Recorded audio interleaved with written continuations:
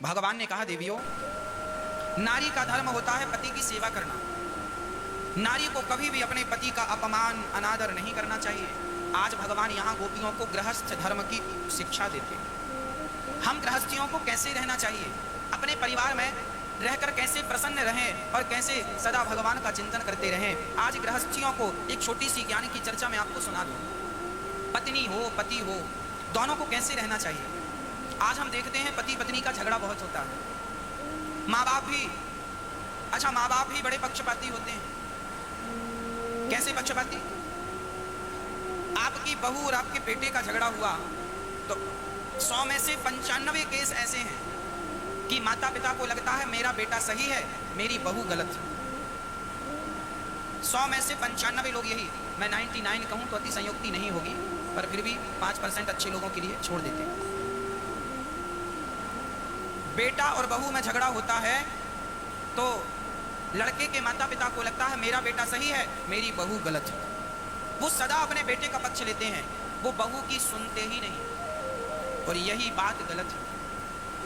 अरे बेटा तो तुम्हारा है ही, बहू आपकी जो बहू है, आप बताओ आपकी बहू का इस घर में आप लोगों के सिवा कौन है? उसकी माँ उसके मायके में है, उसका पिता उसके मायके में है, उसका भाई उसके मायके में है। आप लोग अपनों का ही पक्ष लेंगे, उस बहू का भी तो जरा पक्ष लो।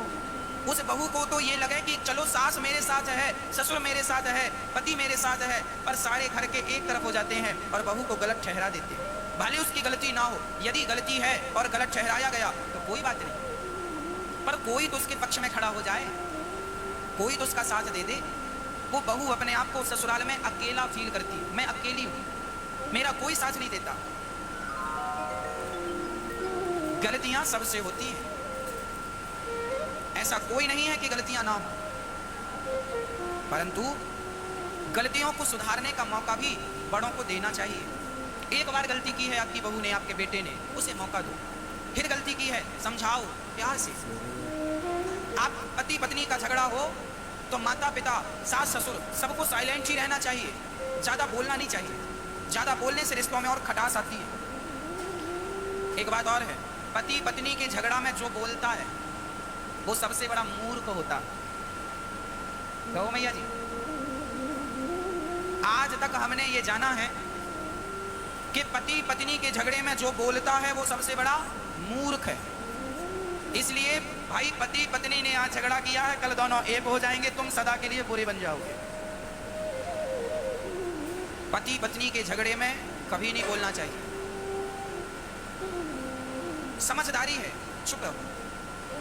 माता पिता को चाहिए दोनों को खड़ा करो और दोनों को समझाओ, बेटा ये गलत निर्णय है, ये सही है। दोनों एक दूसरे को सॉरी बोलो और अपने काम पे लग जाओ। झगड़ा करने से कोई फायदा नहीं, समझाओ बस। पति पत्नी को चाहिए समझदारी से चलें। पति से कोई गलती हो जाए तो वो से पति से कहे कि आपने ये गलती की है, ऐसा मत करो। वो समझ ले पत्नी ने गलती की, वो समझ ले, और बड़े प्रेम से रहो। ये जिंदगी प्यार के लिए है, प्रेम के लिए है।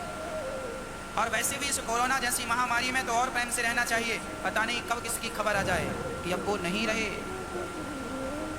कब किसकी बीमारी हो जाए, कब कौन बीमार हो जाए और चला जाए।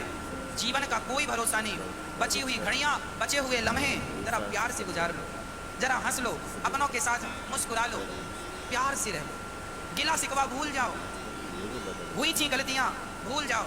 पत्नी ने गलतियां की, पति भूल जाए, पति ने गलतियां की, पत्नी भूल जाए। पत्नी को समझदार रहना चाहिए। पति डांट दे, सह लो।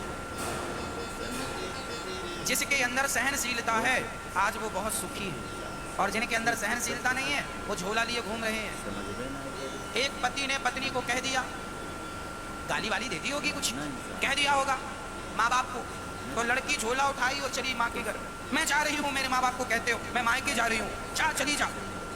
वो मायके चली आई, और मायके आई, इतने में लॉकडाउन लग गया। जो जहाँ है वहीं रहेगा। अब माँ बाप के घर हफ्ता 15 दिन तो ठीक ठीक चला, महीने भर ठीक ठीक चला। अब भौजाइयों ने आंख दिखाना शुरू कर दिया, ननद जी घर में कोई झगड़ा हो गया, सहन नहीं कर सकती हो। अब वो कह रही है अरे अपने पति की तो हुई नहीं, हमारी क्या होगी। अपने पति को छोड़े बैठी है। भाई भौजाई ताने मार रहे हैं। थोड़े दिन बाद मम्मी भी कहने लगेगी। पहले मम्मी कह रही हाँ बेटी तुम बताना, हम गुंडे भिजवाएंगे। दामाद ने कुछ कहा तो, और मम्मी भी लॉकडाउन में सरेंडर भई पड़ी है। कब तक खवाए, कब तक रखेगी? महंगाई डाइन खाए जाता है और तुम और खाए जा रही हो। कान खोल कर सुन लेना, तुम्हारा मायका तब तक ही मायका है जब तक शादी नहीं हुई। शादी हो गई, शादी के बाद 2 दिन 4 दिन को आओगी तो सम्मान मिलेगा, और महीने भर पड़ी रहोगी तो फिर ननद बर्तन धुलवाएगी। धुल पहुंचा और लगा तो मेरे पाँव भी दबा देना। बहुत कम समय के लिए ससुर मायका जाओगी ना तो बहुत सम्मान मिलेगा। हाँ ननद जी आई हैं, बहन जी आई हैं, और पड़ी रहोगी। गंगा का पानी भी गड्ढे में भर जाए, अपनी धारा से टूट जाए तो गड्ढे का पानी वो भी सड़ जाता है। गंगा का पानी गड्ढे में भर जाए तो गड्ढे के पानी में कोई नहाता नहीं है, बहता पानी शुद्ध होता है। जो पत्नी पति के साथ है वही शुद्ध है। जो पत्नी अपने पति को छोड़कर बैठी है उसका भविष्य बहुत खतरे में।